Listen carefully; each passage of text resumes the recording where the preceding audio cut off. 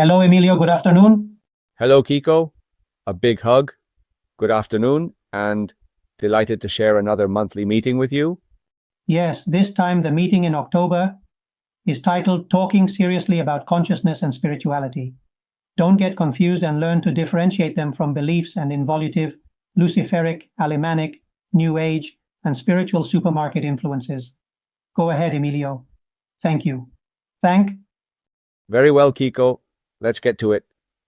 Indeed, in this second monthly meeting of the course 2024 to 2025, during the first monthly meeting, which we held in September, we had the opportunity to approach other worlds that exist within this one.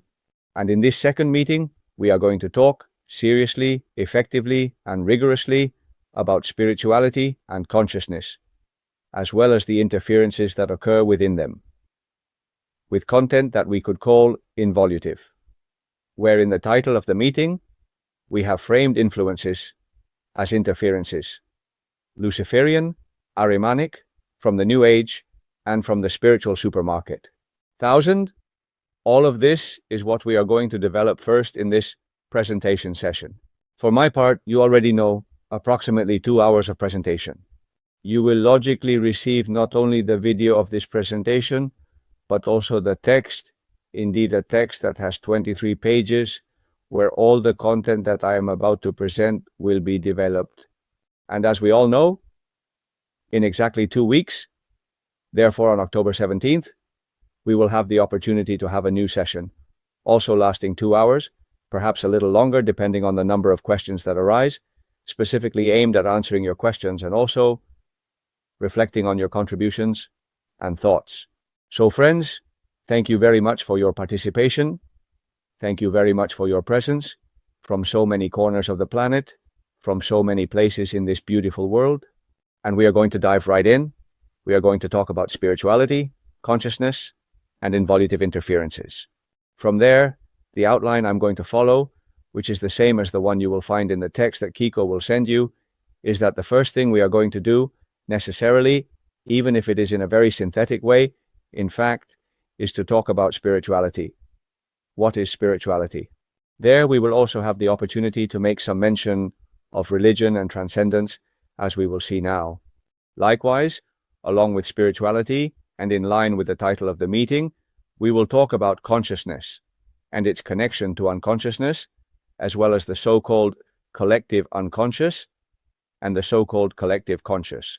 All of this will provide us with the setting and the relevant tools in order to briefly explore in depth what the two great fruits of genuine spirituality and authentic consciousness are, which are wisdom. Now we will see exactly what this consists of. And on the other hand, it cannot be any other way. It is a practice of life in the everyday, in the here and now of each moment. Because obviously, if there is no coherent way of life aligned with spirituality and consciousness, they would simply be empty words, hollow words, which is what we will see they become when they are involutively interfered with. From there, with wisdom and the practice of life positioned as necessary and relevant fruits of spirituality and consciousness, we will be able to enter into the involved influences. First, we will analyze what those involutive influences are. That is, we will present what Luciferian and Alemanic influences are on one hand, and on the other hand, the New Age and the spiritual supermarket. And finally, in the final stretch, what we will ultimately do is concentrate deeply on how these involutive influences manifest, how they interfere, devalue, and empty spirituality and consciousness. And we will conclude all of this with a series of final reflections that will serve as a conclusion to the outline I have just presented to you. I am convinced that it is a powerful framework, which is developed in the text, and I will not tire of repeating it with quite a bit of detail. And now, in my presentation, I am going to touch on the points that I consider fundamental in relation to 2009 regarding all the matters I have shared. Let's start with spirituality. The truth is that defining spirituality, trying to define it, may be too grandiose a goal. How exactly do you define what spirituality is? However, I dare to share, friends, that spirituality could indeed be defined as a truly crucial and very important component, I would say, the most important component of the human experience, which seeks to explore fundamental questions that we can group into four main categories. On one hand, fundamental issues related to the divine and the sacred. Secondly, regarding existence itself as a concept and the meaning of life. Thirdly, in everything that affects human metaphysical interaction with the cosmos, and especially with its possible supernatural dimensions. And finally, spirituality indeed also explores fundamental issues, focused on inner inquiry, self-exploration and self-knowledge, driving our self-transformation. All of this undoubtedly revolves around a wisdom, discernment, thought, a theoretical framework provided by traditions and the wise individuals of spiritual content, and, as I mentioned a moment ago, a way of life that is coherent with it, and experiences that arise from that practice, which help to overcome the limitations associated with when we identify with the personality, with the small perishable self, with the Emilio of the moment. Spirituality obviously invites us to go beyond that 2009 identification with the small self, with the perishable aspects of ourselves. We will return to this in a moment. When spirituality is positioned and defined in this way, it may be relevant to highlight that spirituality does not have to be religion, and on the contrary, it always has a very strong connection to transcendence. Therefore, it is worth pausing to reflect on religion and transcendence. Religion, I believe we all know. I have the utmost respect for all religions, even though I do not practice any. I do not have any religious creed, although I am a person who modestly considers myself spiritual. Religion involves a structured system of beliefs, dogmas, and even rites and celebrations, usually associated with a specific organization or community, the goals and objectives that this community or organization pursues, and its own interests. Among these are usually the organization's own survival and the expansion of its influence. And it is true that when we contemplate the present moment, most people with spiritual inclinations on the planet tend to identify with a specific religion. However, it is important to note that there is a significant number of men and women today who live their spirituality in contexts that are not religious, perceiving that organized creeds do not meet their requirements for authenticity on the conscious path, and seeking a serious and rigorous commitment that the primordial spiritual teachings and the lifestyle this implies and demands. Therefore, I indeed insist, although a substantial part of the people who walk the spiritual path identify with a religion, it is an increasingly growing and significant phenomenon that people live spirituality in non-religious concepts, seeking, as I mentioned, an authenticity in the consciousness path, a serious and genuine commitment arising from one's own discernment and conviction. What spirituality undoubtedly always has a relationship with is transcendence. We could say that transcendence constitutes the cornerstone of spirituality, as it contributes to the understanding of reality and human existence. And could we ask ourselves what stands out in this regard concerning transcendence? Well, without any doubt, the most important thing that transcendence brings us is the conviction and the teaching that you and I, that is, that human beings are a perfect and harmonious conjunction of essence and appearance. This is indeed the significant contribution of the truly transcendent vision of life and the notion of transcendence, which provides us with the conviction and teaching that we are a perfect and harmonious conjunction of essence and appearance, an essence that is of divine and imperishable nature. Saint John of the Cross referred to it as the divine essence, although this essence has received very different names according to various spiritual traditions. However, the name is certainly the least important aspect. As for appearance, it is characterized by being ephemeral and transient, and it constitutes our small physical, emotional, and mental self, along with the personality associated with it.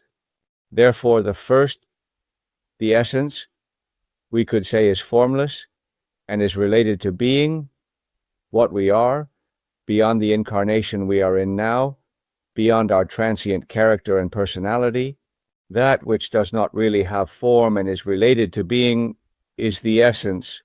While appearance does have form, in essence our little self is indeed linked to being in its own unique way. But of course, the state is transitory, it is fleeting, one is here now, and one is not here now, while being is,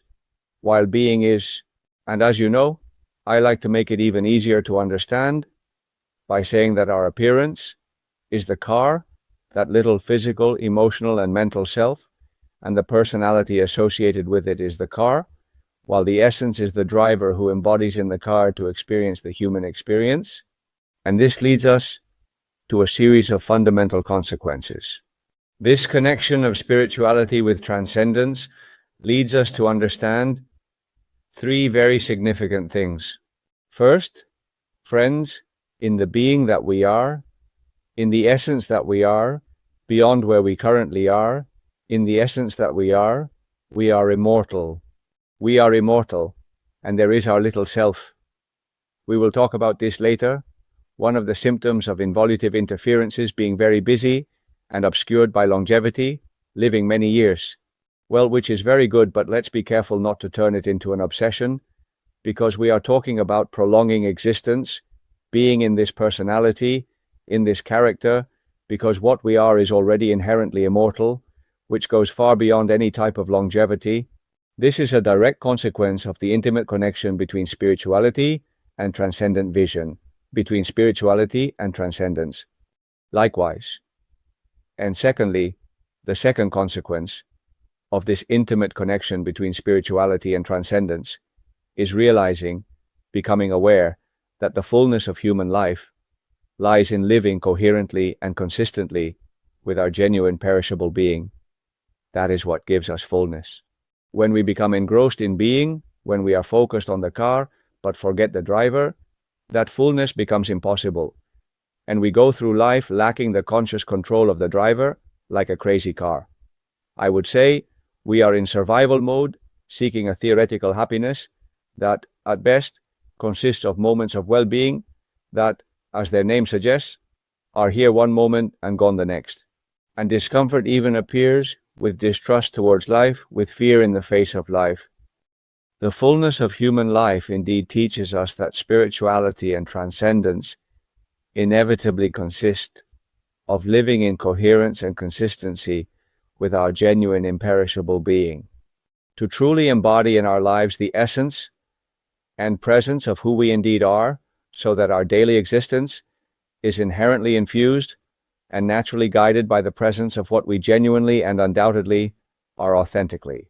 And thirdly, along with the fact that human beings are immortal and the fullness of human life being precisely linked to our true being, it is also very important that we never lose sight of the quality and magnitude of this fullness of life we are referring to. It is of such magnitude, it has such strength as we attain it, that it permeates and saturates appearance in its entirety. It is curious that when we live in coherence with who we are, the presence of what we are also pervades our appearance. Its fragrance somehow transforms our appearance in such a way that it modifies, tones, and revitalizes the physical, emotional, and mental realms of the human being. So far, friends, notice the importance that this spirituality and transcendence have, with these three very immediate but very important consequences, so that we do not forget the fire within us, the presence of that spirituality and transcendence in us. Transcendence is indeed also related to consciousness, which in fact appears first in the title of this meeting alongside spirituality and consciousness. Could we ask ourselves what consciousness is? Well, fundamentally, the wise men and women, the great spiritual traditions have given us different conceptualizations of consciousness, but we could say that all converge towards the same phrase, towards the same expression that I believe is known by all: know thyself, know thyself, know thyself. This is the manifestation, this is the core, this is consciousness, the knowledge of ourselves. You already know that the wise men of classical Greece indeed even placed this logically written phrase in classical Greek at the entrance frontispiece of the pronaos of the Temple of Delphi. That temple, which was commissioned by these wise men, began its construction around the 6th century before Christ, and housed a practical wisdom of such magnitude that it was said that in that sanctuary, dedicated to the god Apollo in Delphi, there was the oracle of the gods. In colloquial terms, this means the tools, instruments, knowledge, wisdom, and life practices that bring us closer to the divine and allow for innate perception, the natural perception of the divine and the supernatural. And in that temple of great importance, at its very entrance, so that those who arrived there would somehow have a message that succinctly summarized the fundamental aspects they were going to find inside with that wisdom and way of life, that is where the phrase, know thyself, was placed. How important this is, friends. It is something we need to reflect on deeply and frequently. The Pythagorean Academy said, and Plato affirmed, know thyself and you will know humanity, you will know the universe, and you will know God. However, it is also important to keep in mind that this is what fosters and provides us with the knowledge of ourselves. But we must also take into account that without knowledge of ourselves, we are lost as we go through life without our own thoughts or actions, and are completely at the mercy of those external influences and interferences that, for example, we will discuss shortly in relation to the involutive. This knowledge of ourselves is fundamental. In this precious book of wisdom and spirituality, of joy, which we analyzed in the past extraordinary summer workshop, known as the Song of Songs, it is pointed out in a very, very expressive way. We are told in the Song of Songs that if you do not know yourself, you will follow the path of the herd. If you do not know yourself, you will follow the path of the herd. We could say that machines are programmed and reprogrammed and continue to work continuously. Well, the human being, in order to break free from external programming, belief systems, and imposed beliefs, and to understand the reality of life and existence, both their own and that of everything, needs to know themselves. The book of Deuteronomy also says, be attentive to yourself carefully. It is fundamental, and precisely consciousness is what provides us with that knowledge of ourselves, which is also linked to a better understanding of the outside world and to the balance in the interaction between the inner and the outer. This is clearly demonstrated when we refer to what the Spanish Academy of Language Dictionary says about consciousness, stating that consciousness is about the ability to know the outside world, the ability to know ourselves, and the ability to connect the two, which is a profound teaching of wisdom. This wisdom is also present in the traditions and contributions of teachers when they tell us that to be conscious, we must navigate our lives with three main references.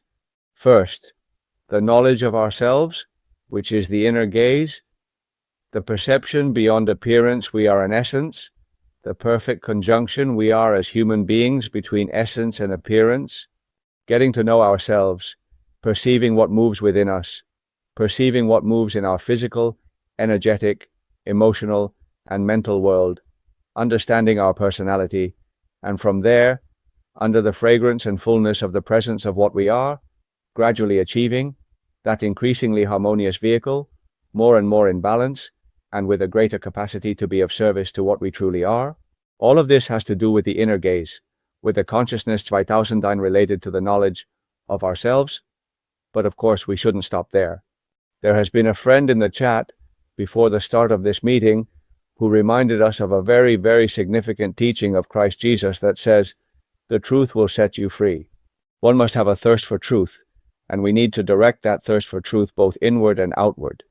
To know what is happening in the outside world, to understand, as the wise have told us, the signs of the times, what is occurring, because that outside world is where we develop our experiences. Moreover, our internal consciousness feeds back on itself and has the opportunity to expand through the experiences and events we encounter in the outside world.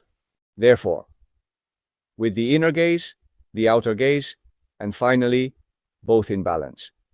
Let us not walk through life with one eye closed. Let us not cover the eye of the inner gaze, nor cover the eye of the outer gaze. Let us look inward. Let us look outward, and we will come to understand the interrelation between the two, and we will live with that fullness and presence of what we are that I mentioned earlier. Therefore, these capacities of consciousness are very important and relate to a spirituality of transcendence that drives this consciousness, fundamentally revolving around the knowledge of ourselves, but also including these other dimensions of externality and the balance between the internal and external that I just mentioned. And of course, when we talk about all this, it is curious to note how many people consider themselves conscious, yet stumble through life by focusing only on one of those capacities we have shared, either the inner or the outer. It's as if they have to choose. Some see themselves unconsciously. Now we are going to talk about unconsciousness, as if forced to choose between prioritizing the inner or the outer, not both capacities. At the same time, both dimensions of consciousness at the same time. And in balance, on one side, are friends, those who are exclusively interested in the knowledge of the external, but lacking inner vision. They skid in the tendency to desire to change the external from the external. We will stop to discuss this later when we talk about the influences of the New Age and also the influences of involutive spiritual beings. And also, alongside those who are exclusively interested in the knowledge of the external, there are others who, influenced by the nut we are going to talk about, and the psyche, seek to escape from what happens around us and from earthly matters. Too minor and of low stature, they argue, to deserve our consideration, the consideration of those of us who have already achieved high levels of spirituality. This, friends, I say clearly, politely, but clearly, this is nonsense.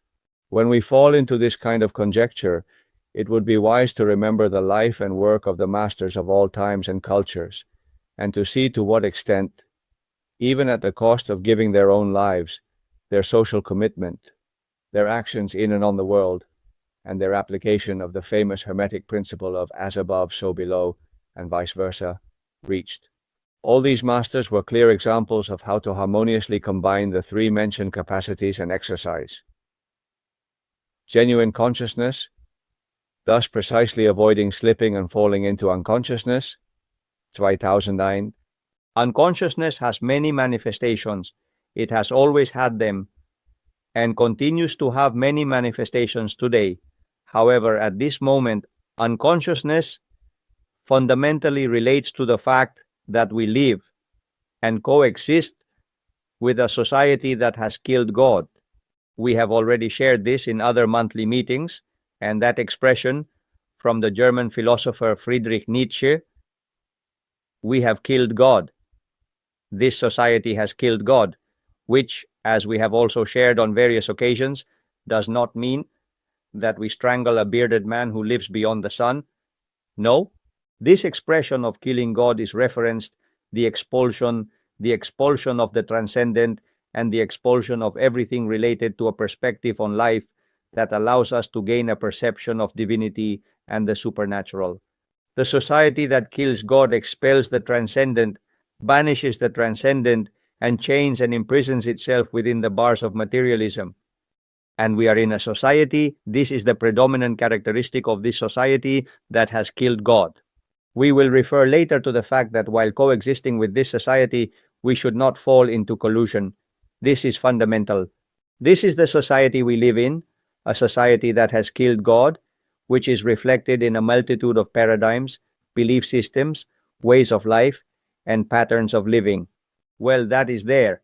And the important thing is having to coexist, because this society, this world, reaches everywhere, not to fall into collusion from consciousness, from the knowledge of ourselves, not being part of the herd, not allowing ourselves to be directed by automatism as if we were machines, but to take the reins of our life, and even though we coexist with this world, to live according to the criteria and patterns that emerge and that are coherent and inconsistent with our being, with our authentic nature, and with our divine essence.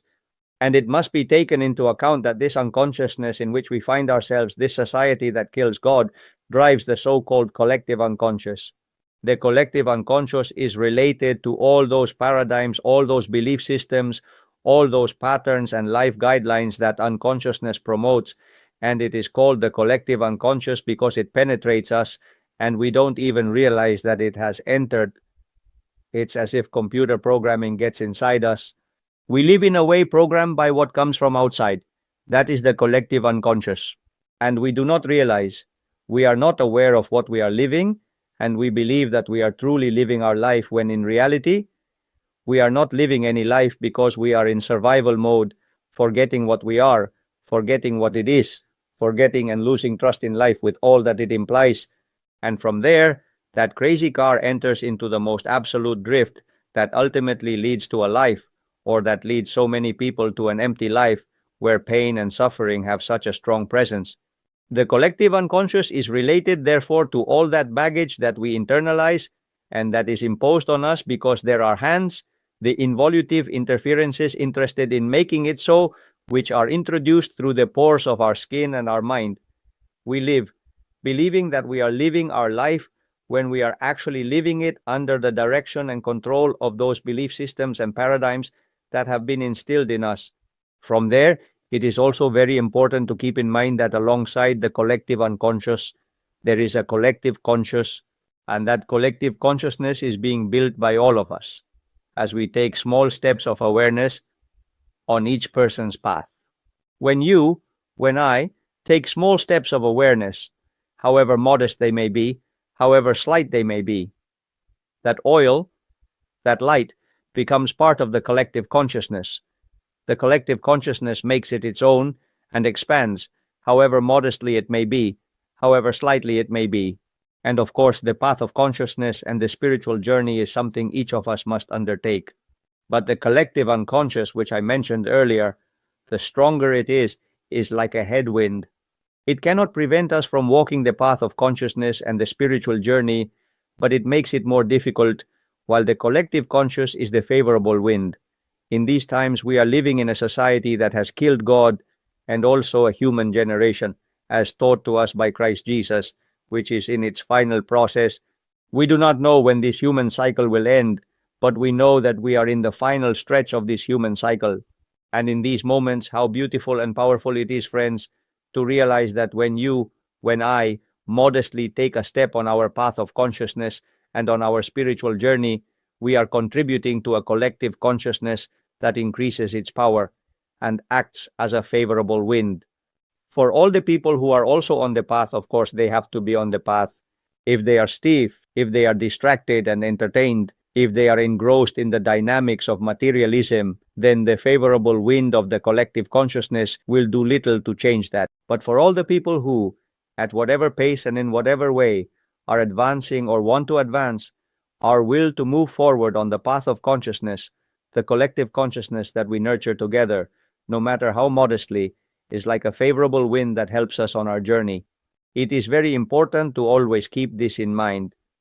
And it is very important, friends, to consider it in the current moment, amidst this society that has killed God, and in the context of a human cycle that seems to be showing signs of exhaustion, as if in some way it is announcing to us, although no one knows the day or the hour, that there, on the horizon, that waterfall is already appearing, as I like to call it, which is the end of this cycle and the beginning of a new human cycle.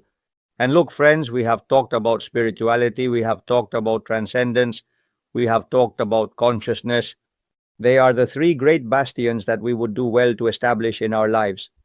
The perception of our true being, a life coherent with it, which is the only thing that will give us fulfillment. The only thing. Right now, we are going to make some remarks on this matter. And of course, all this baggage of spirituality transcendence, and consciousness, as I shared at the beginning, is reflected in wisdom and in the practice of life.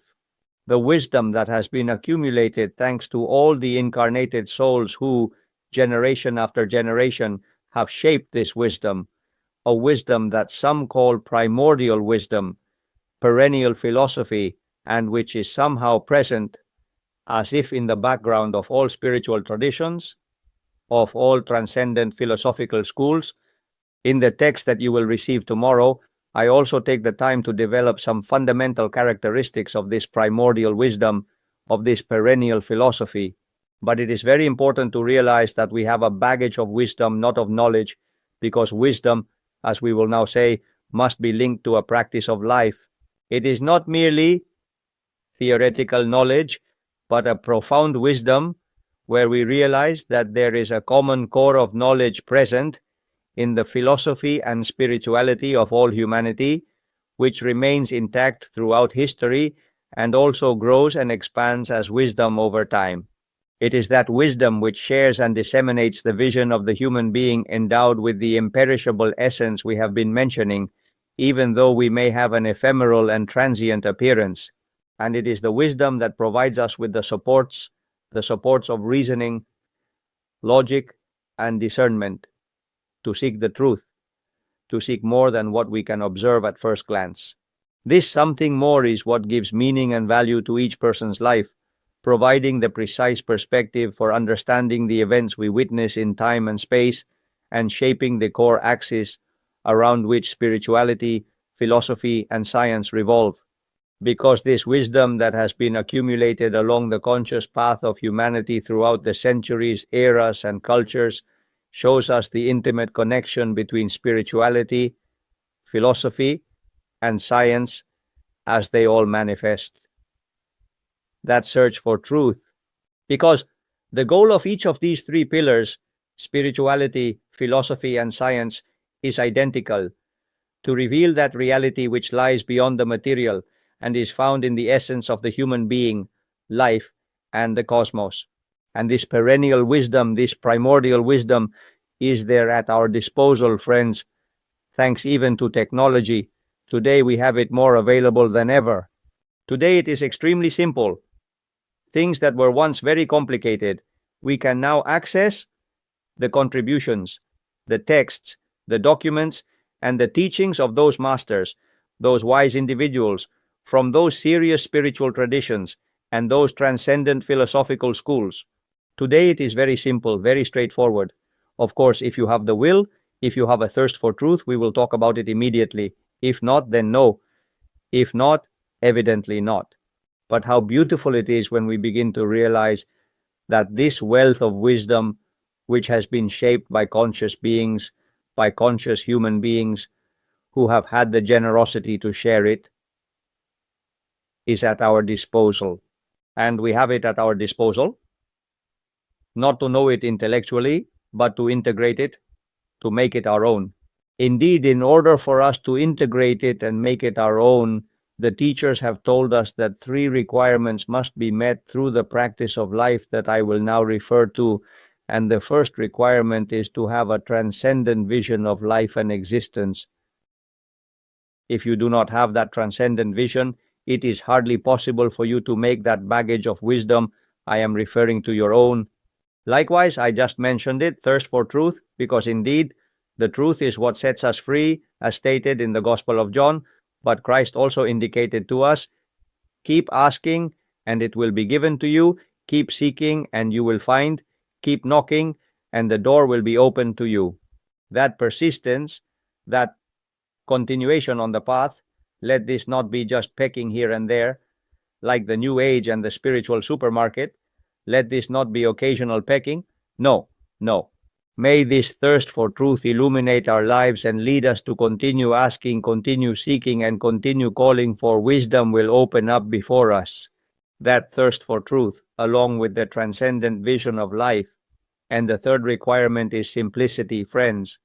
These two previous requirements must be accompanied by humility, without allowing the wisdom we acquire to feed our ego, our arrogance, our pride, our conceit, our complacency.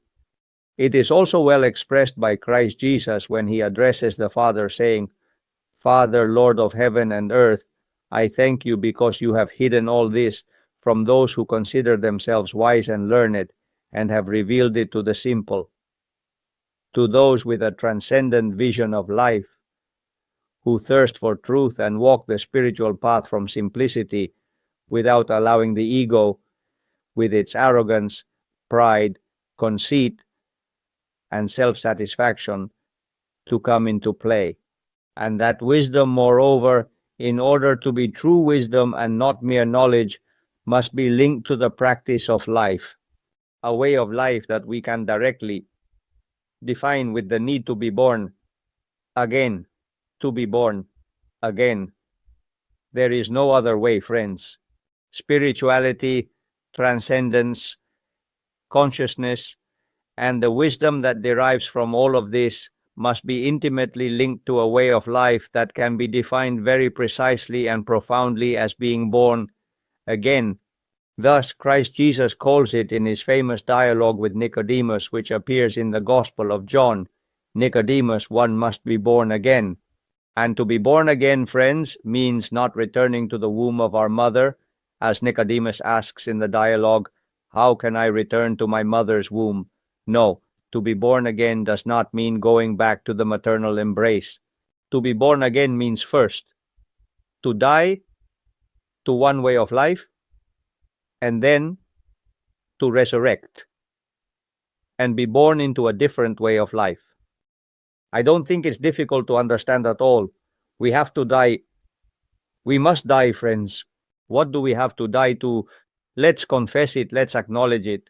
To a life that has been very attached to the small self with the forgetfulness of what we are. That is what we have to gradually die to. We have to die to a life that is not really life but mere survival. A life that is not truly ours because it is influenced and interfered with by systems of beliefs and paradigms that are implanted in us like programming. We must die to a life where we forget our divine essence, forget the driver, and live in car mode, which, in the absence of the driver, becomes a crazy car. And from there, that crazy car, which indeed has its days numbered because it is ephemeral, experiences everything with fear towards life, with distrust towards life, and in the face of that fear and distrust, enhancing the ego that entails behaviors and conduct filled with selfishness, egocentrism, speciesism, anthropocentrism, economicism, materialism, contempt for other human beings, distancing and suspicion towards them, and of course, distancing from what is life, the realms of nature, Mother Earth, with all that it entails and means. Instead of practicing trust and reverence towards life, quite the opposite occurs. Distrust and even harm to one's own life, to human life, and to the lives of other forms of life. And we must die. This is what we must die to. That's it. There is no turning back in our spiritual path, in spirituality, in transcendence, and in consciousness. We have to die. And from dying to that life, we must resurrect in life and begin to live in a different way. In what way? Well, in coherence with what we are. And what exactly does this mean? What does this mean? We could say that being born again has two dimensions. It has a dimension that is strictly individual and a dimension that is collective. The strictly individual dimension, the importance of you and me, each of us, dying to a way of life based on identification with our perishable appearance and, as I just said, resurrecting in life to a different way of appreciating the reality of this world and unfolding in it congruently and consistently with our imperishable and divine essence, with our soulful spiritual nature. And being born again leads precisely from this individual dimension to our self-transformation, as St. John of the Cross very well said, to our transformation in God, that is, to the divine essence that we treasure being manifested in our life. And as the Sufi mystic Al-Halal very well said, we will refer again later to the evolutionary interferences regarding this, as he taught us, God is I, and I am God when I cease to be I. This last self is the small self. And to cease being self does not mean that we kill ourselves, that we do not commit suicide, not 2009, but rather that we stop identifying imprisoning ourselves in that small self, cease to be self in that sense, so that the car can be put at the service of the driver. And so, if this maxim is fulfilled, that God is I and I am God when I cease to be I, the transformation into God, the most perfect degree of perfection that can be reached in this life, which is the transformation into God, in words written by St. John of the Cross. But be careful, this individual dimension of being born again also has a collective dimension, because being born again has to do with letting go of our attachment to the world in which we live. And this often goes unnoticed. It is not just about Cesar Usand, about being myself, about identifying, enclosing, imprisoning myself in my small self. It is also about needing to stop clinging to the world in which we live. This world is no longer ours, friends. Understanding by world, this system, this socio-economic system, this political institutional framework, this military technological complex. We have been in it. We have grown in consciousness through the experiences and lived moments. But there comes a moment, being reborn, when we realize that this world is not ours. We must set it aside now. And there I return to what I was saying before. Come on. We are, and we must, coexist with this society, coexist with this world. But one thing is coexistence and another thing is like collusion. Therefore, we cannot fall into indifference towards what is happening around us. As we mentioned before, the inner gaze, which consciousness obviously requires, must be in balance with the outer gaze directed towards our surroundings and be in harmony with it. Likewise, this rebirth, in its individual dimension and in its collective dimension, goes and must sharpen our compassion. The mentioned external gaze should serve to awaken in us that compassion in the face of the suffering impacts that this world, this ruined, exhausted, stagnant world is causing in human beings and in all forms of life. May compassion flood us, may compassion fill us equally, may we avoid wasting our attention and energy on trying to change this world, this house that is in ruins and is falling apart from its foundation.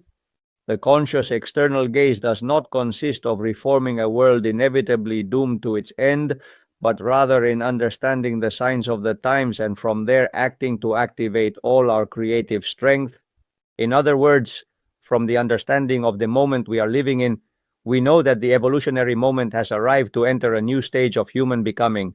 We do not know exactly when it will materialize. It will be when the time is right. However, the fact that this cycle is exhausted and that it heralds a new human cycle is becoming increasingly clear to those who wish to see. From there, we must cherish and value and unleash all our creative capacity and potential in the pursuit of building a new humanity, a new home.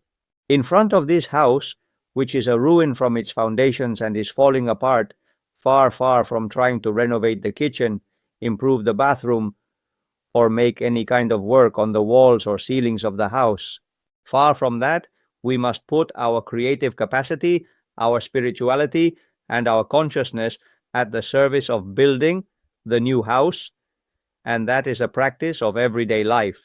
A daily life practice that leads us to disidentify from the small perishable self, as we mentioned earlier, to gradually detach ourselves from this dystopian world we coexist with, its belief systems, its influences, and its patterns of life. To promote the daily presence of our imperishable being in our existential paradigms and in our vital habits. Fostering a new interrelationship, new high vibration interrelations with people, with other beings, with nature, with Mother Earth. And as we pointed out before, and I now reiterate, strengthening the collective conscious with all of this, strengthening the collective consciousness through the contributions of each individual, fostering collective dynamics. Therefore, friends, that rebirth is how the practice of life manifests, making wisdom truly what it is and not just mere intellectual knowledge. And of course, the practice of life is the culmination of spirituality, transcendence, and consciousness. I have allowed myself in the text you are about to receive to develop a series of arguments, a series of reflections about all of this. They obviously have to do with what I have just outlined, but for those of you who are more interested, I will elaborate a bit more on what this way of life entails and the different manifestations of this way of life that represent the culmination of spirituality, transcendence, and consciousness. And having said all this, indeed, let us now certainly talk about how spirituality, transcendence, and consciousness are manipulated, devalued, and distorted the involutive influences. And as the title of this meeting indicates, we are going to talk fundamentally about two major types of involutive influences. On one hand, the Luciferian and Ahrimanic interferences, and on the other hand, the New Age and the spiritual supermarket. First, we will present, so to speak, what the Luciferian and Ahrimanic mean on one hand, and the New Age and spiritual supermarket on the other. And then, in the final stretch, we will have the opportunity to delve into the practical manifestations, the concrete manifestations in our daily lives, and the current relevance of those interferences. First, the Luciferic and the Ahrimanic. We have an advantage, friends, when it comes to addressing the Luciferian and the Ahrimanic, and that is that in the previous monthly meeting, which is obviously available to you on the Rincón de Kiko Yusan website, when discussing other worlds that exist within this one, we referred, among other things, to demons. We referred to what traditions call fallen angels, that is, to spiritual beings, because they belong to dimensions of higher vibrational frequency in the cosmos.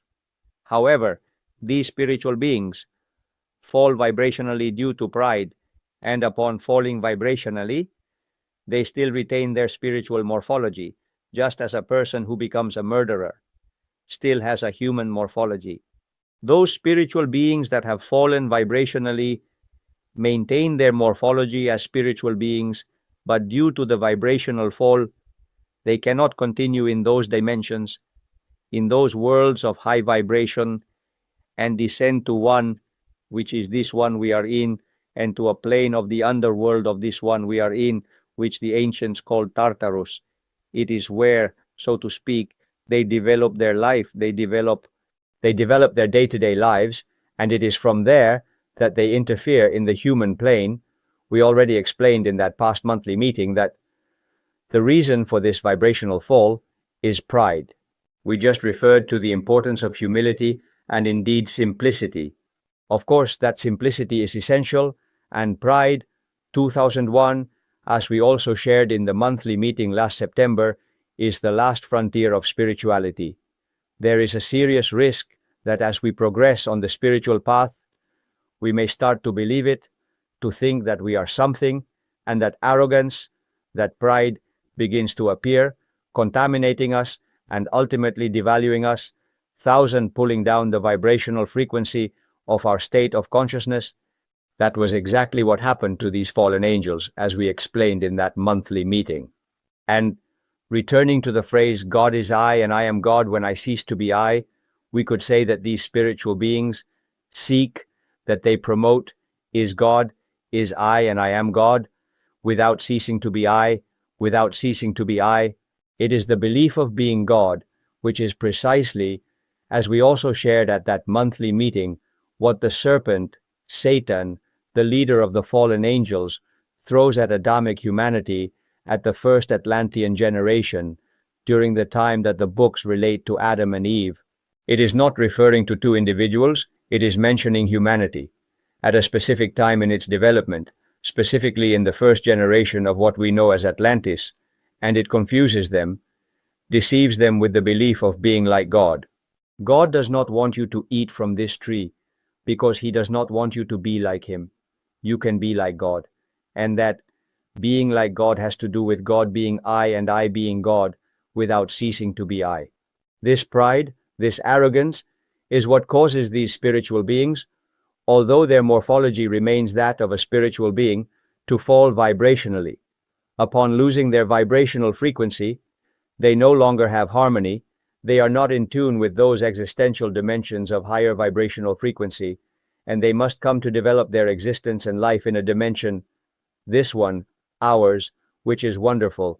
It is a preciousness, everything has a profound meaning, but vibrationally it is dense and allows them to be here in tune with this vibrational frequency, with the vibrational frequency of this plane. And in the context of that monthly meeting, we also spoke in the section responding to your questions about the Luciferic and Ahrimanic, understanding the Luciferic and Ahrimanic as the two ways of involutive influence through fallen angels. Everything related to what we will call Luciferic has to do with promoting, inspiring in people, burning and violent emotions, a feverish intellect that produces pride, selfishness, indifference to others, duality, subjectivity, fantasy, and hallucination. The Luciferian also promotes blood cults, the more innocent and defenseless, the better, including the blood of children and animals. We spoke in response to the questions in the text that was sent in response to the questions from last September that the expression of this is precisely the sacrificial rituals of so many cultures throughout history. The Luciferian influences and interferes from the heated realm.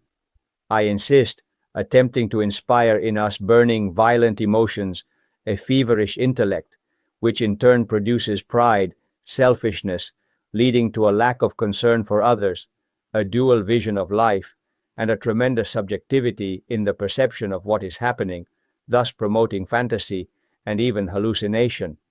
The Ahrimanic, on the other hand, does not operate in this way. The Ahrimanic influences and interferes, not by promoting warmth, but by cooling. Friends, we also talked about it in that monthly meeting. The Ahrimanic today has a very important field of action. In fact, indeed, the historical prominence of the Luciferian is being replaced by a prominence of the Ahrimanic. Firstly, because the Luciferian aspect, as we are reaching the end of this human cycle, and souls need to be incarnated because we must be living.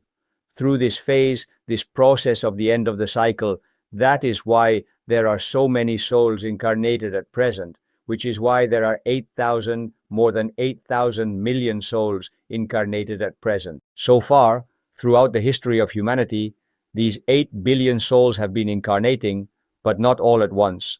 Now there is a need, a requirement to be here, because the process of the chain of life, the process of reincarnations in this human cycle, is concluding.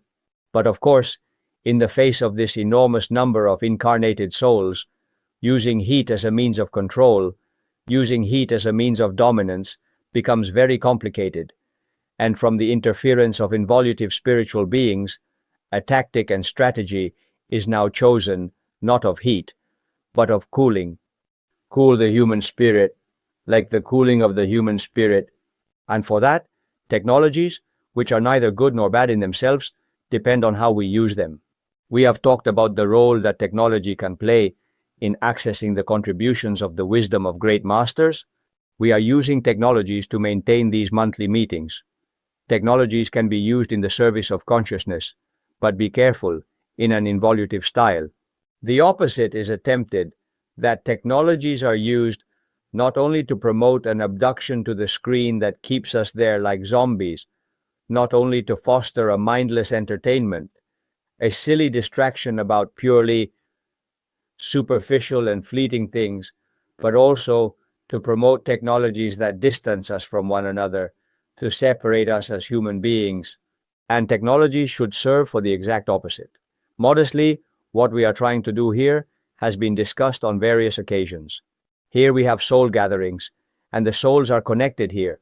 When we turn off the computer and I finish this presentation, the bonds that are being formed in this community of souls remain, because they go beyond time and space, and of course physical distance.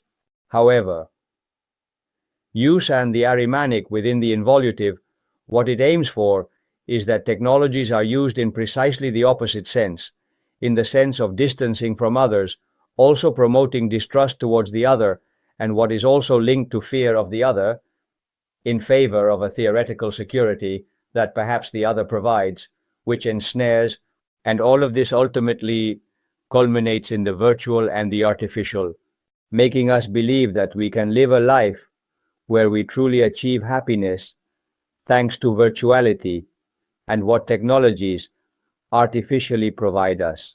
Without realizing it, It's not that technologies are going to influence us. It's even more serious than that. We are mutating, transforming in a tremendous way, becoming more like machines than human beings.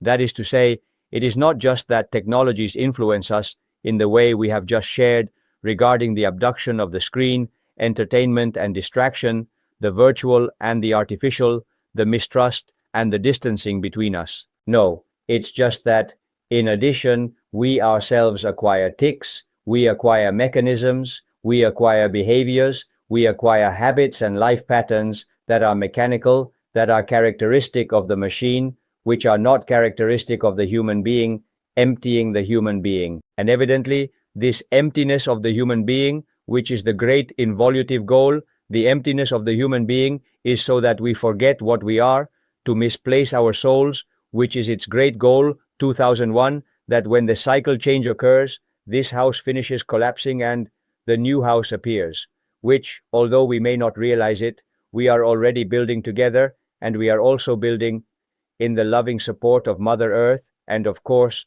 of the celestial orders. Without any doubt, when that becomes a reality, the smallest number of souls possible now incarnated may live in that new home, may live in that new humanity, that is their adjective 1,000. And the elite that is in service, the people who have dedicated themselves to the service of these involutive spiritual beings, do not seek money or power. If they already have everything, what they want is to mislead the soul. To lose one's soul means that we forget who we are and become subhuman beings. The being that forgets the driver, it is, and becomes engrossed and identifies only with the car, is an infrahuman being, which is what lies behind the entire practice of transhumanism in which we are currently involved, and the Ahrimanic, the cooling, has an intimate relationship with all of this.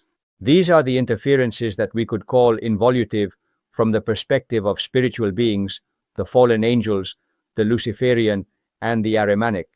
We will return now to some of its more concrete manifestations in a few minutes.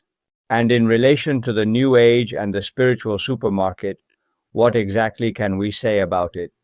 Well, certainly, friends, it is curious that when I have been preparing the material for this meeting, when I have been preparing, among other things, the text that you will receive along with the video tomorrow, I have found that there is not much written about it. There are not many works, there are not many books, there are not many contributions about the New Age and the spiritual supermarket. However, based on what I have been able to study and delve into in these last few months, I would dare to say that the researchers, of whom there are some, although not many, who have investigated this matter, do not offer a single criterion regarding the exact origins of the New Age. Based on what they have written and my own observation of the current reality, I would dare to confidently tell you the following. In my opinion, the beginning of the use of the expression, this expression of the New Age, is probably due to the English occultist Alice Bailey. He lived between 1880 and 1949, as the expression New Age first appears in the titles of two of his works, Discipleship in the New Age and Education in the New Age, which were published in 1944 and 1954, respectively. Subsequently, the New Age gained relevance in the last decades of the past century, in the last decades of the 20th century, expanding from the United Kingdom starting in the 60s and 70s, and increasing its prominence in the 80s and 90s, especially due to the widespread diffusion it had in the US, and the repercussions of what happens in the US have on the rest of the Western world. We must also add that the formation and spread of the New Age have been influenced by both the theories related to UFOs and extraterrestrials, which gained significance in the second half of the 20th century, as well as the countercultural trends of that time, such as the hippie movement and the human potential movement, both of which originated in North America. Regarding the current reality, if we can say that this serves as a backdrop for the emergence and origin configuration of the New Age, we can state that by observing and analyzing its current reality, its influence remains very active, being at the core, for example, of the spiritual supermarket, which we will also specifically mention shortly. However, people who operate in the New Age sphere often do not recognize their connection to it. It's difficult for someone to say, I am in the New Age, I belong to the New Age, I move in the new, I promote the nuance. No, it is quite normal that there is in fact no recognition of the connection with it, which can happen either due to sheer ignorance among the majority or because of the growing disrepute that it is gradually experiencing. The researchers I referred to earlier also do not agree on the exact description of the contents of the New Age, although there is a prevailing opinion that it contains the reason for the existence of the aforementioned spiritual supermarket. For the purposes that concern you and me here, I offer you for consideration a kind of synthesis in 8 points of the main contents of the New Age, that is, what its content is beyond its historical development, what its doctrine is, and what its contents are in terms of movement and its contributions. Well, after all that has been read, studied, reflected upon, and meditated, I dare to share with you 8 points that are the synthesis of these contents from the year 2001. Its doctrine, to put it in some way, adopts esoteric currents from the 18th and 19th centuries, such as mesmerism, spiritualism, and theosophy, but in the peculiar manner that has become the hallmark of the New Age, that is, remaining in the evanescent and surprising without ever delving deeply into the foundations. That is to say, a series of esoteric currents from the 18th and 19th centuries are taken, like what I just mentioned, and instead of delving into their foundations, what happens is that it remains in the evanescent and surprising, and that is what is contributed, that is what is taken for the doctrine of the age. This is first of all the first of the 8 points that summarize the content. Second characteristic, second point. In addition to the above, the New Age adds a biased reinterpretation, in a Western and pseudo-modernist key, of ancient knowledge derived from sources as diverse as Eastern spiritual traditions, Gnosticism, astrology, shamanism, and even witchcraft and voodoo. All of this is taken. All of this is interpreted, I insist, in a key, in quotes, Western. And there are many of these things that need to be understood and comprehended from where they have emerged and how they have emerged. That is completely forgotten, and in addition, it is given a pretentiously modernist or pseudo-modernist veneer. Third point, the New Age is also characterized by a frivolous, if not dishonest, treatment of serious and profound topics, both metaphysical and cosmogonic. The holistic order that prevails in the universe, as well as more domestic, yet equally significant natural therapies and healing, ecology, and conscious eating. These important, profound topics are taken and treated in an absolutely distorted way, in an absolutely superficial way, in an absolutely evanescent way, mixing one thing with another, leading to what? Giving rise to a true mishmash, which is another characteristic of the New Age, a true mishmash. The fourth point, which intertwines and embellishes the use, often out of context, of certain contributions from psychology, physics, and astrophysics, which the New Age reduces to labels that are equally applicable to a tear as to a fray. For example, the New Age is currently happening with the qualifier of quantum. Let's see, quantum indeed has to do with physics, and quantum requires a deepening in physics to understand what quantum is. Quantum is not something you take out of context and use as a label for whatever you want. Quantum meditation, quantum healing, this type of behavior is another characteristic of the New Age. Take something that becomes fashionable, in quotes, some term, some expression, it is completely taken out of its context, treated superficially, and added to things that seem, as if by themselves, to be of no interest. Listen, meditation by itself is important, yes, but if we add quantum meditation, healing per se is very important, yes, but if we add quantum healing, when we really look at the quantum aspect, if we go to physics and study it, It cannot be intertwined in the way that the year does with fields like the ones I just mentioned. In this way, friends, indeed, the fifth point prepares the ground to spread the idea that human beings can experience transcendent experiences not through a sustained conscious way of life over time, but through channeling, visualizations, and access to altered states of consciousness. And this is thanks, it is argued from the Newell, to a series of methods and techniques, thousand including those of a psychedelic nature, which excite the senses through rituals, ingestion of certain substances, invocations, etc.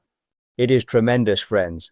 All the baggage I have been referring to in the first part of my presentation, from all the teachers, from all the wise ones, from all the serious spiritual traditions, from all the transcendent philosophical schools. All of this insists to us, and common sense also says it, because it cannot be otherwise, that the only way to advance on the spiritual path and in consciousness is through a sustained practice of conscious living over time. This, however, is set aside, and we begin to be told about specific experiences, ranging from channelings to visualizations, including altered states of consciousness. Moreover, we are being convinced that there is a series of methods and techniques that are not the genuine practice of life for self-transformation, but rather methods and techniques that are, often, I repeat, of a psychedelic nature, which excite the senses through those rituals, through the ingestion of substances, through invocations, etc. And sixth point, in the context of these invocations, I just mentioned, formulas, invocations, and protections are promoted that not only serve the egoic and materialistic desires of the small self, but due to a lack of discernment, they imply the summoning of the involutive spiritual beings previously mentioned, if not a direct reverence to them. Please, we are already adults. We should have maturity by now. Be careful with those invocations, those formulas, advocations, and protections. On one hand, what are we putting them at the service of? Of the desires of our little self. Are we not putting it at the service of the presence of the driver in our life, 2001, taking conscious control of the car, right, the forgotten driver, and we want the desires, the egoic self-centered desires of the little self, because we want to satisfy it. And from there, we use a series, I insist, of formulas, invocations, rituals, and decrees, which have also been referred to as such. For what purpose? To satisfy the little self by forgetting what you are. Moreover, to make matters worse, this type of practice, on many occasions, not only feeds the egocentric and materialistic desires of the little self, but also contains a message that, although we may not realize it, is a call to those involutive, Luciferian, and Ahrimanic spiritual beings we previously referred to, or, beware, a direct reverence to the satanic and involutive. Seventhly, as the 7th point thousand, the result of such a curious and sad mixture is completed with the announcement of a new era of change, peace, and harmony, which humanity will access not through its conscious baggage and progress on the spiritual path derived from its life practices, but automatically, due to the play of cosmic forces that will open, it is assured, portals of transformation and will propel collective access to a theoretical fourth or fifth dimension. In other words, what you do or do not do, how you live or do not live, does not matter. Something is going to come from outside, and when it comes from outside, it will impact us automatically due to the interplay of a series of cosmic forces that are discussed amidst great confusion. Thanks to these cosmic forces, we will all ascend to a new dimension which absolutely contradicts what all the serious teachers throughout human history have taught us. They have told us that we will indeed experience the end of this cycle and the emergence of a new human cycle, but that this new humanity in a restored earth will not be available to everyone, because it will have a vibrational frequency with which you will have to resonate in order to live in that new humanity. It's just common sense. It's purely obvious. This is not going to be an automatism, because even automatism would break free will. Moreover, It is also to think that in the mixture of the conscious and the unconscious that exists here, no matter how much we ascend to a kind of new dimension, that mixture will give rise to something truly exemplary, to something that is genuinely aligned with the meaning of life and that reveres life. Here, a new era is invented, which is precisely where the name of change, peace, and harmony comes from, as a result of living what is going to be manifested, and where everything, without exception, without the need for anyone to do absolutely anything, nor in connection with what each person lives or stops living, we are going to be there. It is a contradiction. It goes against common sense, but it is also at the opposite end of what serious spiritual traditions, wise men and women have insisted upon throughout the history of humanity. And to make matters worse, friends, in a completely disheartened manner, because I cannot describe it any other way, the New Age and the spiritual supermarket have added in recent decades a wide array of conspiracy theories that, against the backdrop of unveiling and denouncing the strategies and actions filled with wickedness and impunity carried out by the small minority that dominates the socio-economic system on a global scale, do not really serve to understand the reality in which we live. Instead, due to their lack of awareness, they promote getting trapped in it and cause emotional and mental turbulence and disturbances that range from victimhood to the proclamation of a struggle and resistance that, paradoxically, ends up favoring the aforementioned strategies of domination and control. This is also very strong, friends. We were talking about knowing the reality of 2001, the thirst. It is true that it should lead us to know the reality, but you have to cultivate yourself, because if you do not cultivate yourself, and in this the practice of life is fundamental, that knowledge of reality will not come from consciousness, and from there, it's not that you are going to unveil reality, it's that you are going to get trapped by that reality, and you will get caught up in the dynamic of a theoretical resistance, of a theoretical struggle, which, however, is part of that same dynamic. In other words, what you are criticizing, you are actually joining with a label of resistance that is truly false, because you are not resisting, you are falling into complicity. That complicity we mentioned earlier is something you cannot fall into, something we must not fall into. This is very prevalent in the New Age and is very present in all the conspiratorial dynamics of the year. You oppose, you resist, but be careful. That means if you really want to resist, live differently. Do not make the belief systems, life parameters, existential parameters, guidelines, and life patterns that elite promotes your own. No.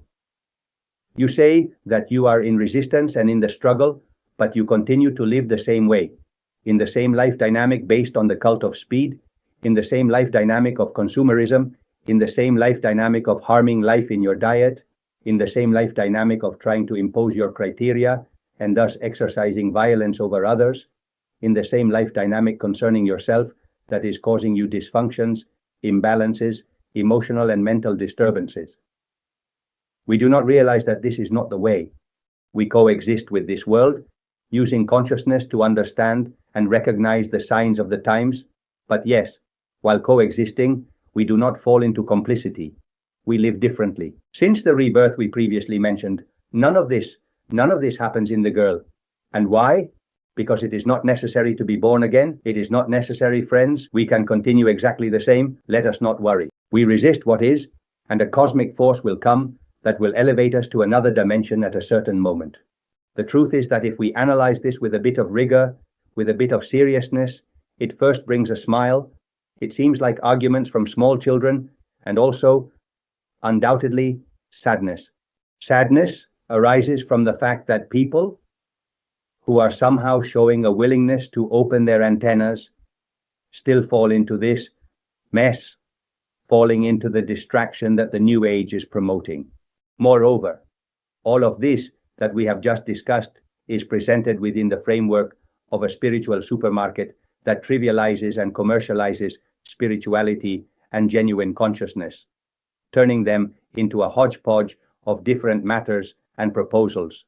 And if I have cited 8 points when making a synthesis of the New Age, I will now cite 5 points, making a synthesis of the spiritual supermarket. The first thing I just noted is that the spiritual supermarket devalues and diminishes the value of spirituality and consciousness because it trivializes and commercializes them. Secondly, they package them like things that one can buy, also throw away, or adopt, but without authentic commitment. There is no commitment. And spirituality, transcendence, and consciousness require commitment. It's not something that you buy and at a certain moment you use or don't use or throw away. That has nothing to do with spirituality and consciousness. Thirdly, that spirituality and consciousness are manipulated in the form of urgent and frantic distraction and entertainment. There is a need for novelty. We encounter it many times, friends. It seems that people get bored. They are advancing on the spiritual path hand in hand with a specific practice from a particular tradition, and it seems that if they stay for a while, they start to get bored. What I need is something different. But come on, don't you realize that the path of spirituality and consciousness requires perseverance? That their foundations are always the same. They are not going to change from one year to another, even if you get bored. They are not going to change. The foundations are the same. But of course, the dynamic of this society that has killed God is constantly leading us to distraction, to entertainment, to this kind of pressing need for the new. And this is served on a platter by the spiritual supermarket, distracting people from authentic spirituality. Fourthly, in line with this, what does the spiritual supermarket do? It promotes continuous and inconsistent snacking, not for the self-transformation we have been mentioning from the beginning, alongside the idea of being born again, but for the mere feeling of well-being. This is what the spiritual supermarket offers you, something that is packaged completely devalued from its true content. And for what? So that you feel good, but feel good for whom? So that your little self feels good? It's that simple, friends. This has led to an expression in Anglo-Saxon language that is your feel good, meaning to feel good. People go to the spiritual supermarket, buy a technique, buy a method, do this, do that, and soon they will get bored and look for other things, always with the goal of feeling good. But feeling good, as the small self, instead of progressing in a practice of life that embodies fullness and is coherent with who we are, is quite the opposite. And finally, as the fifth point, summarizing the contents of the spiritual supermarket, with everything we have just shared, promotes and gives rise to an ego that considers itself above others and has the ability to make spirituality and consciousness a dish to each person's liking, with the ingredients and additives that each one deems appropriate at any moment, selecting and combining beliefs and practices just as one chooses products in a supermarket. Hence, it is enormously accurate, the expression we have pointed out about killing God and the spiritual supermarket, which very well defines what this is. A true supermarket where we go, or many go, perhaps without even realizing it, as we have just summarized. And how do all the influences we have shared regarding the 2009 Luciferian and Ahrimanic influences, as well as these influences from the New Age and the spiritual supermarket, manifest? That is to say, we can go a little further down to the ground. We have already gone down quite a bit, but we can still go a little further to see how these things are currently materializing and how they might be affecting each one of us. Well, let's start with the manifestations of the Luciferian and Ahrimanic interferences. As we have already discussed, involutive spiritual beings, as well as human beings who have bowed before them, act upon humanity with the goal of leading as many souls as possible away from the path of natural evolution in harmony with life and the cosmos, and towards a limited psychic spiritual sphere filled with egocentrism and self-absorption.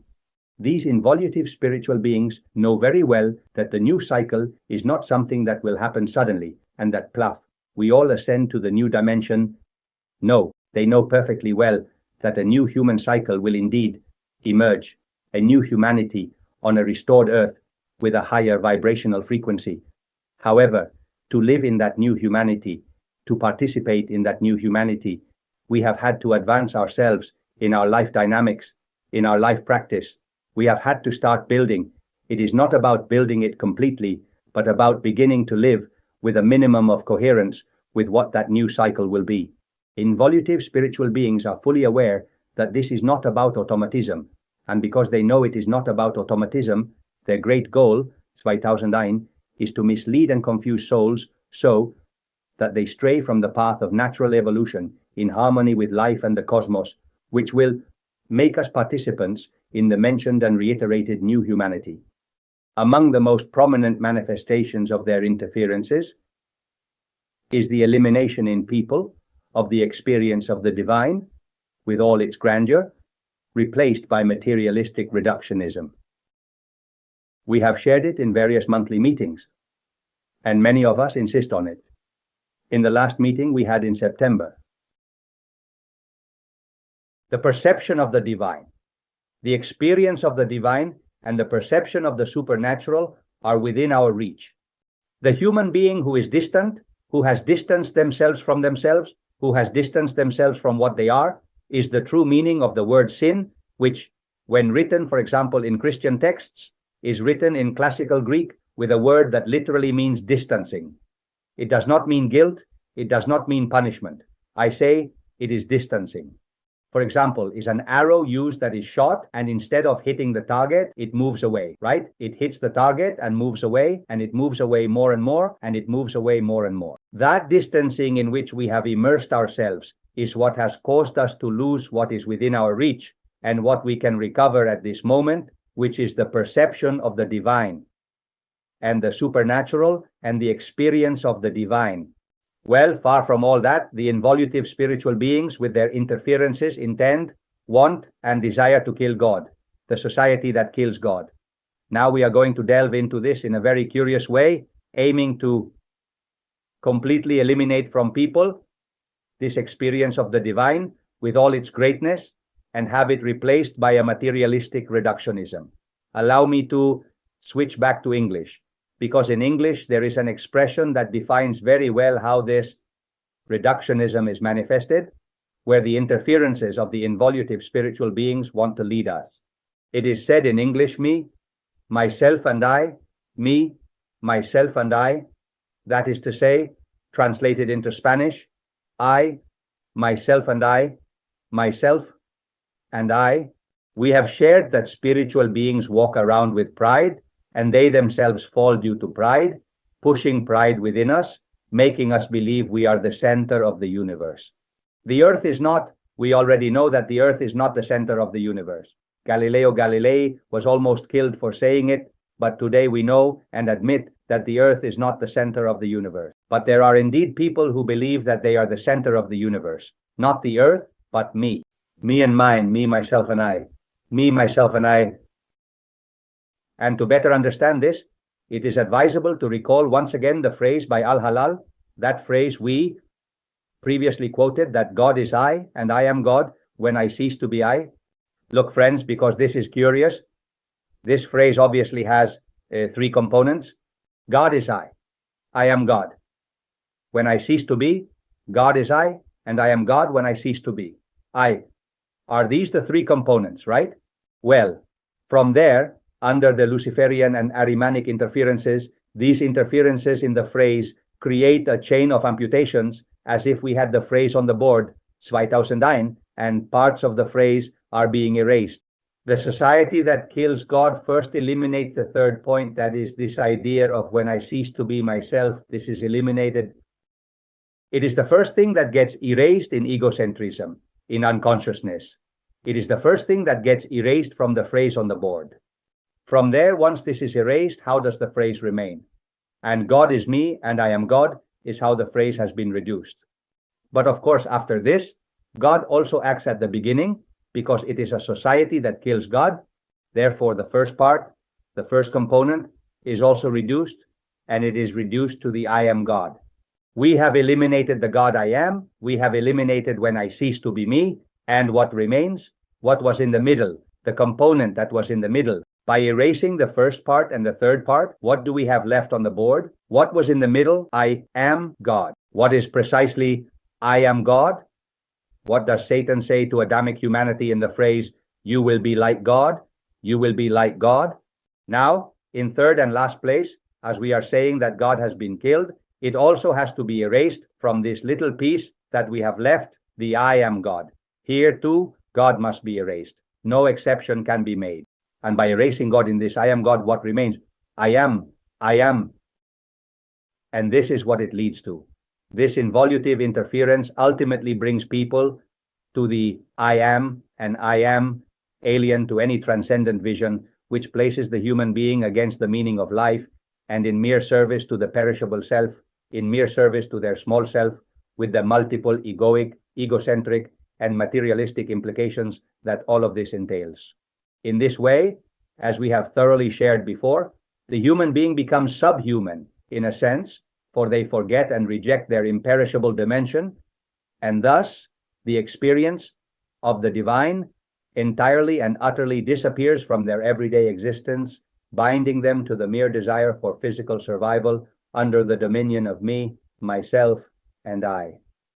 All of which we must link to the involutive interferences of the involutive spiritual beings that we already discussed earlier, the heated ones, typical of the Luciferian beings, and the burning and violent emotions, the feverish intellect that produces pride, selfishness, indifference towards others, duality, in short, everything we have already shared in the text. The text that you are about to receive is reproduced again, providing a concise summary at this point. And also, of course, the interferences aimed at cooling the human spirit at the hands of the Ahrimanic, an exacerbated materialism that freezes humanity on a conscious level, hindering the evolutionary process of the souls embodied within it. The densification and darkening of life, bringing it closer to a state of semi-death in life. This is the reality, a kind of zombie state which causes unconsciousness, reducing existence to the strictly material in its various manifestations, using the illusion. The consideration that it is an illusion and a superstition, that behind the appearance there is an essence, and therefore it is believed that behind the appearance there is absolutely nothing. The erasure of any trace and possibility of free human consciousness, constraining people to members of a general species of pseudo-inhuman humanity, and transhumanism, which we mentioned earlier, is currently in vogue with the obsession for increasing longevity, focusing on how to make the little self live 5 more years as the sole obsession, and it seems that for some, it is almost the only leitmotif of their lives, instead of seeking a life of fulfillment, a life of realization through the manifestation in our lives of what they truly are. And in relation, we have already talked a lot about the New Age and the spiritual supermarket, but we need to delve deeper into the more concrete manifestations of the interferences of the New Age and the spiritual supermarket. Well, in our own way, friends, we have already shared it, but I have to emphasize it again. The New Age and the spiritual supermarket also contribute to the involutive goal of misplacing something that I have been insisting on. The most outstanding manifestations of their interferences have been previously collected when I made that summary of the 8 basic points that summarize the contents of New Age and the 5 basic points that summarize the contents of the spiritual supermarket. You can watch the video again or access the text, where it will be easier for you to review these 13 basic points, the 8 related to the New Age and the 5 related to the spiritual supermarket. But in this scenario, it is worth highlighting several, so to speak in quotes, deviations from authentic spirituality and consciousness, to which the year brings and the spiritual supermarket leads us with special intensity. Let's go. With the backdrop of those 13 points, 5 previously seen. Let's delve a little deeper, I repeat, to see in some way where the New Age and the spiritual supermarket particularly influence us when it comes to deviating from authentic spirituality and consciousness. First and foremost, to highlight again, is the shift from the search for truth and self-transformation to the desire to feel good. It's that simple.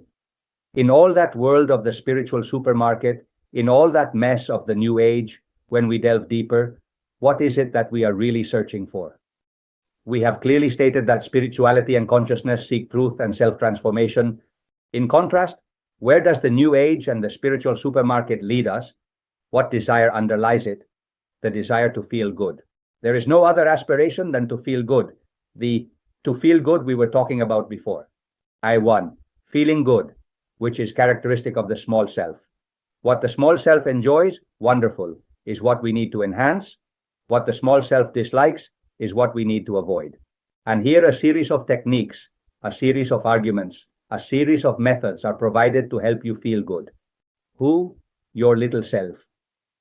So that in addition, as you feel good, if you manage to do so, you see no experiential need to seek anything more, perhaps through some kind of dark night, for example, or through some kind of experience of a certain intensity.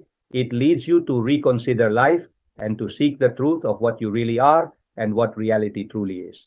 Secondly, from the foundations of the wise and teachers, and from serious spiritual traditions, one draws upon the occurrences of each individual. It is no longer just that the search for truth and self-transformation is replaced by the desire to feel good. No, the foundations of the wise and teachers, as well as serious spiritual traditions, are set aside. And what takes precedence? I say it clearly, the whims of each individual. Because when we stroll through the spiritual supermarket, when we walk through the New Age, we fundamentally encounter that. The occurrence that someone has had, what someone has thought of, what has come to their mind, what has emerged in their mental world, and they package it, and perhaps even give it names related to the spiritual or the conscious. But it has no roots, it has no foundation, and it lacks the slightest presence of those foundations that, I repeat, the wise, the teachers, and the traditions have taught us. Thirdly, from the use of abstract thinking and discernment, which is what spirituality and consciousness teach us, the use of the abstract mind, the higher level of our mind, to expand it and to understand through our reflection, our disquisition, to approach the great truths, to comprehend what is, and to understand what we are. Instead, it is the personal and external channelings, not the discernment, not the wisdom that is linked to that discernment. No, channelings, things that come to me or that come to others, and others tell me, without questioning or considering where it comes from or why it comes, ignoring or trying to look the other way from the interferences that exist from the involutive and that promote many of these channelings to generate fantasies in us and to divert us from the path of consciousness and spirituality. Similarly, a practice of conscious and sustained living that teaches us spirituality and awareness, the New Age and the spiritual supermarket lead us to the inertia of the same old habits and patterns. After I don't know how many methods, after I don't know how many techniques, after I don't know how many channelings and visualizations, after dabbling in one and then another, after continuously changing, I will refer to it again in a moment because it is fundamental. After all this, what more of the same? What changes have there been in your life? What transformation has occurred in you? And we talk about very practical things. Have you really improved in being your best version, or are you still stuck in the same place? This stagnation is the only thing that is achieved with all this kind of matters and things. Likewise, from the perseverance and constancy that spirituality and consciousness urge us, we are called to boredom in the face of the profound and the taste for novelties, entertainment, distraction, and the changing sampling of techniques and schools. I say it again, friends, instead of practicing, instead of fostering, instead of enhancing perseverance and consistency on the spiritual path and the journey of consciousness, the New Age and the spiritual supermarket promote boredom in the face of the profound. People say they get bored with the deep. When you talk to them about the teachings of certain masters, about certain practices that come from specific schools, they say they get bored because it seems too profound, too deep to them. So what do you want? Does spirituality and consciousness have to do with the profound? You know, spirituality and consciousness have to do with the deep. So much so that you have to leave appearances behind to immerse yourself in it, to transcend it, and to access what is truly the essence of what you are and the essence of what is But no. The New Age and the spiritual supermarket promote boredom with the profound and a taste for novelty and entertainment, distraction, and the continuous changing snacking of techniques and schools. And they intend to call this spirituality, they intend to call this consciousness. Likewise, friends, the news case and the spiritual supermarket, instead of promoting self-transformation, which is what this is about, instead of promoting our rebirth, our death to a life based on our small ego and egocentric self, and starting to live in coherence with our divine essence, it seems that this is not of sufficient interest or appeal. It seems that to those minds so attached to the small self, this does not seem novel. And from there, what do they intend? What is happening and what is occurring? Well, therapeutic methods and techniques begin to proliferate in this spiritual market. It is very curious. And I also emphasize this because many of the therapeutic methods and techniques that are sold quite literally in the New Age and in the spiritual supermarket are designed to fix what has been broken in the person. But be careful. In order for the person to return, reparation is made. For the person to return to the same life dynamic that caused the rupture and to start over when it happens again, people are caught in a mechanism, in the mechanism of the crazy car. And of course, that crazy car, with everything it entails, with all the blows that it permanently implies in life, causes a specific moment in a person to produce, let's call it that, a break, some kind of physical, emotional, or mental break. And what do these therapeutic techniques and methods that are sold to us do? They repair you. They repair the car, fixing what has broken. Why? So that the car returns once again to the same dynamic of crazy car. Aren't they methods or spiritual techniques? Because if they were spiritual, they would lead you to reconsider your life, wouldn't they? To make a screw adjustment so that you return once again to more of the same and continue there in the more of the same until, like a crazy car, a new breakdown occurs, a new rupture, and you go back to those methods and techniques, supposedly in therapy, so that they adjust the screw for you again, make the repair once more, and you return to the same life dynamic, clinging to the small self, identifying with the car. This is very serious, friends. And this is serious because it happens too often. People who truly approach these methods and techniques, believing that they will provide something beneficial, when all they do is readjust the screw, only for it to come loose again, and when the screw comes loose again, they return to the same technique to readjust the screw, and once again, it's back to the same situation. This, let everyone do what they want, obviously, but be careful. This has nothing to do with spirituality and consciousness. Spirituality and consciousness, friends, is something else. Spirituality and consciousness involve not just the repair of a screw, it is a self-transformation that each person undertakes step by step, and that each person does because each one makes their own path. However, it is certainly a process of self-transformation, dying to a way of life based on the small self and being reborn to a way of life where the conscious driver takes control of the car. And therefore, we would say that also as a corollary, as a conclusion. While spirituality and consciousness lead us to trust and certainties, because the spiritual path entails trust and certainties, the New Age and the spiritual supermarket, in this continuous pecking, in these distraction techniques and entertainment, in this taste for novelties, and my fatigue leading me to seek something else, what they ultimately promote is neither trust nor certainties. They provoke relativism, a skeptical relativism. After a while, people no longer know or have the ability to differentiate what is true from what is not in the enormous confusion they are caught up in.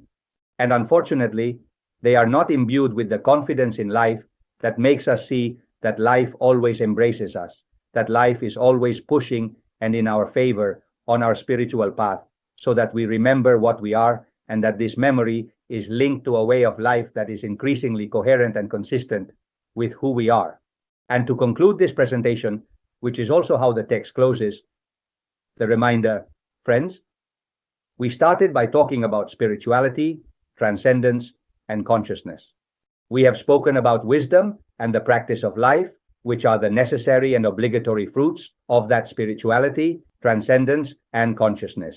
Afterward, we have made the presentation, so to speak, of those involutive influences from the Luciferic and Ahrimanic, as well as the New Age and the spiritual supermarket, and we have been descending into concrete manifestations of how that spiritual supermarket and the New Age, along with the Luciferic and Ahrimanic, directly interfere in our lives. Well then, in this regard, to conclude, friends, I invite you to reflect, not now, but later, by reviewing the text that Kiko will send you, and by watching the video that Kiko will also share with you, sincerely, from the heart, not trying to convince you of anything. I do not possess the truth, but I do submit for your consideration and invite you to reflect on 7 examples of self-transformation that relate to genuine spirituality and consciousness, which highlight the fallacy of the involutive proposals of the Luciferian, the Ahrimanic, the New Age, and the spiritual supermarket. These are specifically the 7 examples of self-transformation that spirituality and consciousness provide us. First, a way of life grounded in the authenticity and presence of our true self, that is to say, to live in the everyday reality of the here and now, in both the big and the small, as good people, in the good sense of the word, as praised by Antonio Machado. Keep progressing towards being our best version. This is the first thing. Second, to lose the fear of death, both one's own and that of loved ones. It is another gift that spirituality gives us. We begin to perceive that we are immortal, that when a loved one passes away, they have not truly died. Their presence has ceased, but their being continues. Their being still exists. Logically, we are left with the longing for not having their physical presence, but that terrible fear of death, with all that spirituality entails, causes us to lose it, which is the complete opposite of the Luciferian, the Ahrimanic, the nut, and the spiritual supermarket. Likewise, spirituality and awakened consciousness foster and unfold trust in life. Everything has its profound meaning in the context of our own spiritual evolution. No, we should not distrust life. We should not be afraid of life. We should not be wary of life. We must not turn life into mere survival. No. Let us live life truly, realizing from our trust in it that indeed life is full of synchronicity, life is full of causalities, and that life is ultimately at the service of our spiritual evolution. Everything has a profound meaning from that perspective. Likewise, friends, spirituality leads us to reverence for life in all its manifestations and expressions, something that evidently involutive spiritual beings do not do, nor do the New Age and the spiritual supermarket. Revering life, friends, and in the reverence for life, at least, starting to practice ahimsa, as we were taught in Eastern spiritual traditions, that is, non-harm to begin to be reborn and to live differently. Start practicing non-harm in your relationships with others, in your relationships with nature, in your diet. Let us revere life equally. And fifthly, the recognition in each of us that nothing human is foreign to us, also overcoming dualisms. This is at 2009, a great contribution to spirituality and consciousness, and it has nothing to do with it is situated at the antipodes of the involutive interferences we are mentioning. Nothing human is alien to us. And let us not fall into labels, into this labeling of this is good because I don't know what, and this is bad because I don't know how much. We are being permanently divided by involutive interferences, continuously, whether they are affirmativist, denialist, anti-whatever, or pro-whatever. Please, nothing human is alien to us. Let us look at others with peace. Let us make peace our most fundamental orientation, our compass. And from that inner peace, we will look at the other. We will look at the other understanding that nothing human is foreign to us, having compassion, having empathy. Spirituality, the wise men and women, the teachers have insisted so much on this. In sixth place, and second to last, in what we have just shared about 7 examples of self-transformation, which highlights the fallacy of involutive proposals. Sixth, to realize that this world or system is no longer ours, even though we have to coexist in it, but without falling into mere coexistence. That is, let us not adopt their paradigms, their belief systems, and their patterns and spheres of life. Nor should we insist on fighting against this system. Instead, let us create within our immediate sphere of action. Let us start creating. Let us be co-creators of the new reality. Lampedusa, in his famous The Leopard, clearly tells us through the dialogue of the two aristocrats during the Garibaldi Revolution, don't worry. One aristocrat says to the other, don't worry. We must make everything change so that everything remains the same. That is the dynamic that many times the involutive interferences want to push us towards. They are caught up in a resistance, in a struggle for things to change, but they are really not going to change anything at all because they are not touching the true keys of transformation and self-transformation. What can indeed be found? Those true keys can be found, for example, in that precious phrase by Blas Infante that clearly and boldly states, if your revolution is not that of the spirit, then keep your revolution. The spirit is the only true revolutionary. The spirit, friends, is the only true revolutionary. We coexist with this world. Let us not fall into complicity with it. One also falls into complicity when one gets entangled in the mess and tangle of a resistance and a struggle that ultimately leads to nothing but immense weariness and the forgetting of what is essential. Compassion, a conscious action of high vibration. Let us act for peace. Let us act for justice, but guided by peace and hand in hand with the spirit, which is the true revolutionary. And finally, friends, as a conclusion, the seventh example of this kind of litmus test of spirituality against the involutive interferences of the Rui Ferrino and Arimanic, of the Walnut Y and the spiritual supermarket. As a conclusion and a crowning touch, it is a realization that this new reality, a new humanity on a restored earth, will manifest naturally exactly when it is meant to, and one can already perceive, friends, the exhaustion of the current human cycle, a generation like that of minute Christ Jesus, experiencing 2009 in its final times. Let us live these last times as a true blessing, for they are increasingly opening the door to that which already beats in your heart and shines in your souls. Let us make spirituality, transcendence, and genuine consciousness our own. Let us perceive the involutive interferences that are around us. Let us have much compassion and great discernment. Discernment to avoid falling into those interferences, compassion for those who are somehow being drawn towards them. In that strange and anomalous dynamic, and as much as possible, let each of us maintain a lifestyle that makes us better individuals, and by becoming better individuals, not only do we serve ourselves and our true selves, but we also serve others on this precious path of individual and collective self-transformation. Thank you very much for your attention, friends. We will see each other exactly in 2 weeks, on Thursday, October 17th, to answer your questions and address your comments. And to you, dear Kiko, a big hug, and thank you very much. Another hug for you. Thank you. See you in 2 weeks.